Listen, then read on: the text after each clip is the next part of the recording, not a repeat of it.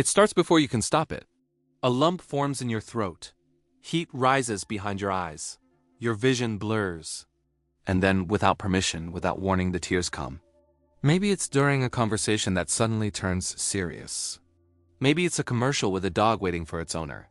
Maybe it's someone being unexpectedly kind to you when you were barely holding it together. And there you are, crying. Again, you try to swallow it down. You look up at the ceiling. You laugh awkwardly and say, "Sorry, I don't know why I'm crying." But you do know. You've always known. You feel everything. And the world has spent your entire life telling you that's a problem. You're too sensitive. Why are you crying?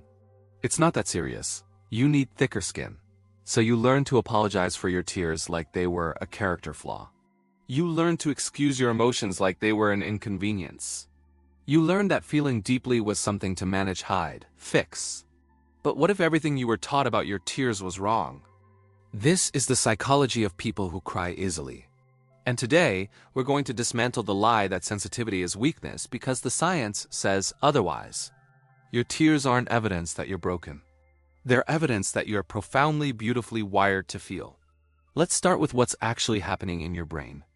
Neuroscientists have identified that some people are born with a more reactive limbic system, the emotional processing center of the brain. This isn't damage. This isn't disorder. This is neurological architecture. Psychologist Elaine Aron calls this the highly sensitive person, or HSP. Approximately 15 to 20% of the population carries this trait. It's not a diagnosis, it's a temperament. A way of processing the world more deeply, more thoroughly, more completely than others. Your nervous system takes in more information. Subtleties that others miss, tone shifts, micro-expressions, atmospheric tension register loudly in your body. You don't just observe emotion, you absorb it, you metabolize it. And sometimes that processing overflows through your eyes. This is also connected to mirror neurons, the brain cells responsible for empathy. When you see someone in pain, your mirror neurons fire as if you're experiencing that pain yourself. For people who cry easily, these neurons are often hyperactive. You don't just witness suffering. You feel it in your chest, your throat, your eyes. And here's what no one tells you. This is not a malfunction. This is heightened emotional intelligence operating exactly as designed, but society pathologized it. Culture shamed it. And somewhere along the way, you internalized a devastating belief. There rests something wrong with me because I feel too much. There isn't. There never was. Now let's talk about where this shame actually comes from. Most people who cry easily carry wounds around their sensitivity that started long before they had words for it. Maybe you were mocked as a child for crying. Maybe a parent rolled their eyes and told you to toughen up. Maybe siblings called you the crybaby and that label calcified into identity. Maybe you learned in school that emotional children are problems and stoic children are praised. These experiences create what psychologists call emotional invalidation. When your feelings are consistently dismissed, minimized, or punished, you develop a fractured relationship with your own inner world. You start to distrust your emotions. You begin to see your sensitivity as the enemy. And the tragedy is this: the very thing that makes you capable of profound empathy, deep connection, and authentic presence, that thing becomes your source of shame. So you build walls. You apologize before the first tear falls. You escape to bathrooms to cry alone. You perform numbness because numbness seems safer than being seen as weak. But suppression has a cost. What you don't express doesn't disappear. It accumulates. As you grow older, the symptoms become more layered. You might cry when you re-angry, because your body doesn't know how else to discharge the intensity. People misread it as sadness, but it's actually frustration with nowhere to go.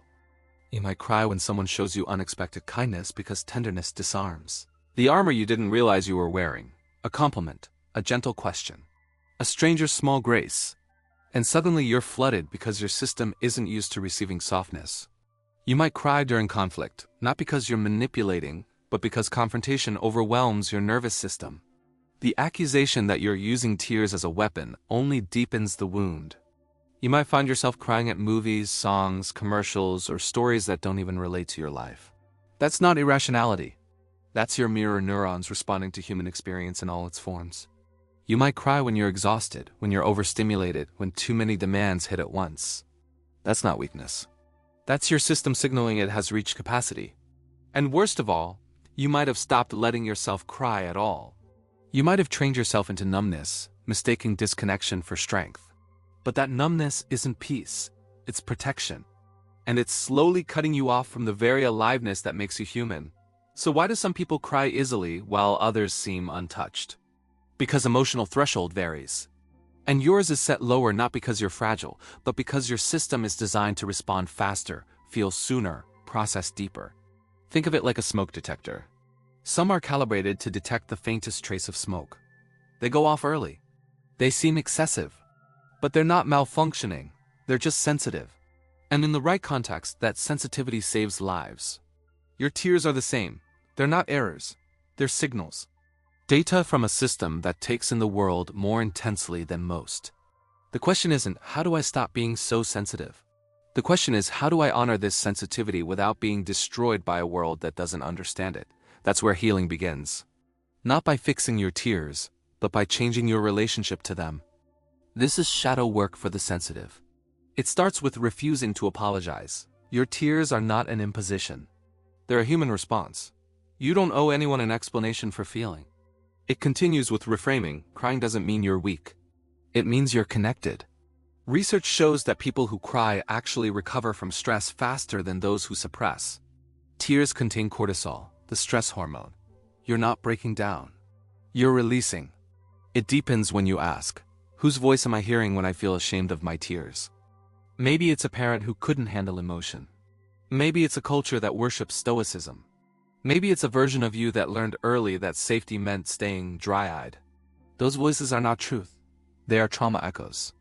And you don't have to obey them anymore. Let yourself cry without performance.